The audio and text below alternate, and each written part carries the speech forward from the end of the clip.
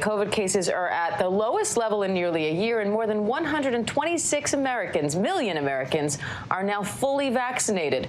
But there are growing concerns now that the pace of vaccinations is slowing down, and that has many states offering vaccine incentives. Whit Johnson has the latest. This morning, the nation turning a corner on the pandemic. The 7-day average of COVID cases at the lowest level in nearly a year, just below 30,000, an 18% drop from last week. Still, the mask debate is raging across the country. In Iowa, the governor signing a law banning communities and schools from requiring masks, despite pushback from opposing lawmakers. If we are so selfish that we can't even put a mask on to protect somebody who might die. And in Cobb County, Georgia, where school officials are easing mask guidelines for the fully vaccinated, some parents protesting, saying mask requirements should be removed for everyone. We should have the choice to unmask our children. This is disrupting our children's ability to focus. Still, others concerned about the safety of their children. For me as a parent, what I'm really looking at is how are they going to protect my 8-year-old who's not vaccinated? In the race to vaccinate, new questions about how long protection will last. The CEO of Moderna saying the first groups who got vaccinated back in December might need booster shots as early as September. And Pfizer saying boosters might be needed 8 to 12 months after being fully vaccinated. With declining demand for vaccines, states now trumping each other with massive incentives. Ohio got a 28% boost in vaccinations after its Vax-A-Million lottery. Now Maryland giving away $40,000 each day for 40 days with a grand prize of $400,000. Get your shot for a shot to win. New York is also jumping on the bandwagon with its Vax and Scratch lottery, announcing prizes up to $5 million. And this morning, the White House says that it's partnering up with dating apps to encourage people to get their shots and allowing users to showcase their vaccination status. Diane? All right, good stuff. Whit Johnson, thank you. And I want to bring in physician at Stanford Children's Health, Dr. ALOK Patel, for more on this. Dr. Patel, thanks for being here. Do you think cases will continue to decline even if the pace of vaccination slows down? Well, I certainly hope so, Diane. I mean, everyone's crossing their fingers that cases indefinitely continue to decline. But one thing that does worry me is between vaccination rollouts slowing, plus mask mandates lifting, and then not knowing what's going to happen in the future with variants, we definitely are going to create a setup where we could see potential outbreaks happen. You know, when you have those pockets of unvaccinated groups in the country and these risk factors, it's basically a setup to see another surge. That's what we're worried about. Do we have a read on what's causing this slowing pace? Are people letting their guard down? Are we now hitting a population that's more hesitant because anyone who wasn't already got vaccinated? Or is this just to be expected as more people get vaccinated?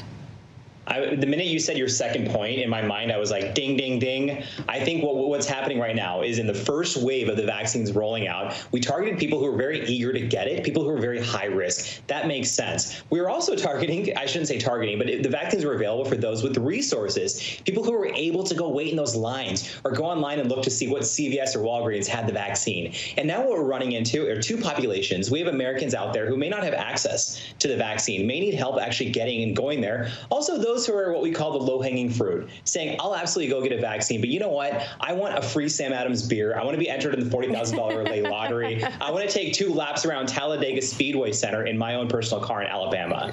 And you know what? Those incentives are great, but I think we're missing a large proportion of Americans who have sincere doubts about this vaccine, and we need to be speaking to them.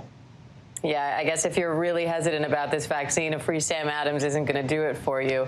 But free crinkle fries from Shake Shack's not getting you out the door. Yeah, concerned. Understandable. So when you look at the big picture, what does this all mean for us reaching herd immunity?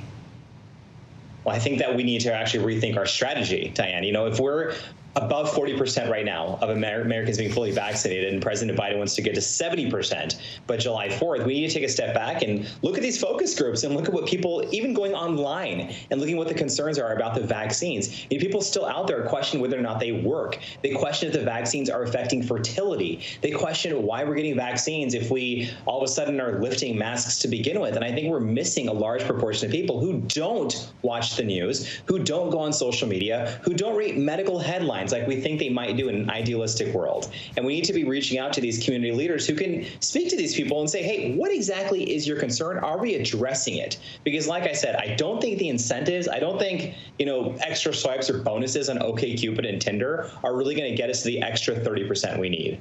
Now, Moderna and Pfizer are also saying that booster shots may be needed as early as September for those first people who were vaccinated. Dr. Fauci, on the other hand, says it's premature to be talking about that. What do you think?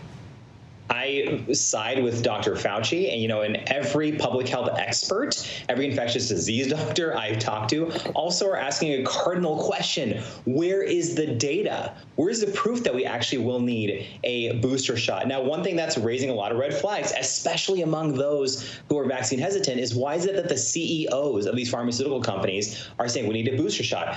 We know that these vaccines offer great immunity at the 6-month mark. It could be longer than that. We also know these vaccines protect against a lot of the variants right now. So it seems a little premature to say, hey, we need a booster shot. And I worry that that language actually feeds into some people out there who question the efficacy of vaccines or may say, hey, vaccines are just a plot to make a lot of pharmaceutical money. That's what I worry about in this communication.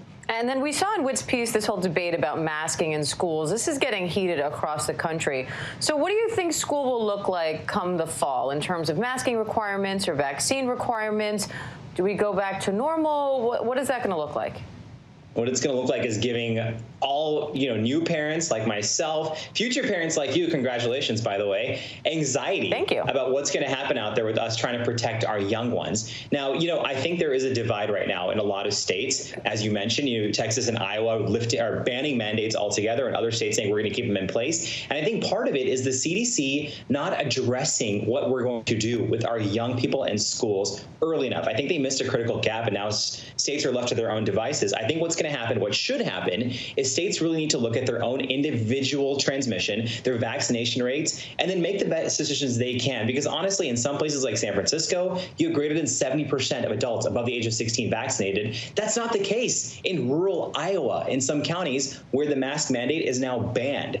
And so parents have to do everything they can to protect their kids, because we absolutely know that kids can still get coronavirus, get seriously ill, and or spread it on to others. So I hope that we get to a little bit more national consensus on what to do in this scenario. And now many states, we talked about this a little bit, they're providing these incentives to get vaccinated. Starting next week, 7 New York airports will offer vaccines to any U.S. resident arriving or departing. Now that's a little bit different, because instead of saying, oh, here's a lottery ticket or here's, Shake Shack, it's more about access. It's you're already here. All you have to do is pull over here and quickly get the shot. So what do you think about incentives like that? And how safe is it to get on a plane right after you get a vaccine? Well, to your first point, I think the underlying thing that's great there is access. It's not one thing to say, hey, come to this location and get a free food item or beverage. It's actually access, saying, hey, we will bring the vaccines to you. And I think that will actually help a lot of people out there. It also addresses the fact of why so many people haven't yet gotten a vaccine, because not everyone lives in a place where they can easily run out and get one. And regarding airplanes, same rules apply. In terms of understanding where you're flying to, what transmission looks like where you get to a certain place, your own individual health, where you're sitting on the airplane, are you going to be touching everything? Are you going to be washing your hands, which you should be doing? And Diane, I'm going to be honest, I'm probably going to be wearing a mask in the indefinite future when I'm on a plane, because people all around you, it's just a protective thing to do. I don't think this winter is going to change too much in terms of how careful we should be on airplanes. I mean, even with flu season, it's always a little bit more nerve-wracking getting on a plane around all those people. So now we have yet another incentive to keep that mask on. Dr. Patel, we appreciate it as always. Thank you.